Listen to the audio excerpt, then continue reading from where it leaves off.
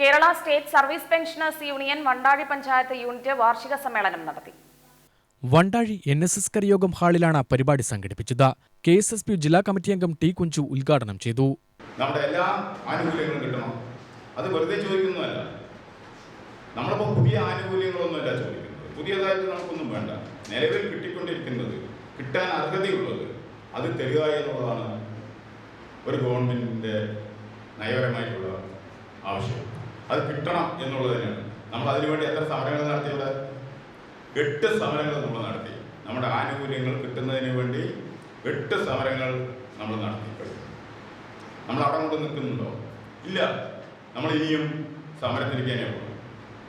ആ സമരമുഖത്തിലേക്ക് തന്നെയാണ് നമ്മൾ ഇനിയും പോകുന്നത്. നമുക്ക് കിട്ടുന്നത് വരെ സമരം ചെയ്യുക എന്നുള്ളത് തന്നെയാണ് നമ്മുടെ ആവശ്യം. ബെന്നിസ് കറിയ അധ്യക്ഷത വഹിച്ചു. Unit secretary M. ഹംസ വാർഷിക റിപ്പോർട്ടും ട്രഷറർ VV കൃഷ്ണൻകുട്ടി വരവ് ചെലവ് കണക്കും അവതരിപ്പിച്ചു. KSSPU ജില്ലാ കമ്മിറ്റി അംഗം K. Chandran, Nenmara block president PG Narayanan Nair, secretary N. Narayanankutty, joint secretary V. Radhakrishnan, treasurer K. Narayanan എന്നിവർ പ്രസംഗിച്ചു. ബ്ലോക്ക് കമ്മിറ്റി അംഗം A. ബാലകൃഷ്ണൻ തെരഞ്ഞെടുപ്പ് നിയന്ത്രിച്ചു. യൂണിറ്റ് സാംസ്കാരിക സമിതി കൺവീനർ C. ഗോപാലകൃഷ്ണൻ അനുശോചന പ്രമേയം അവതരിപ്പിച്ചു.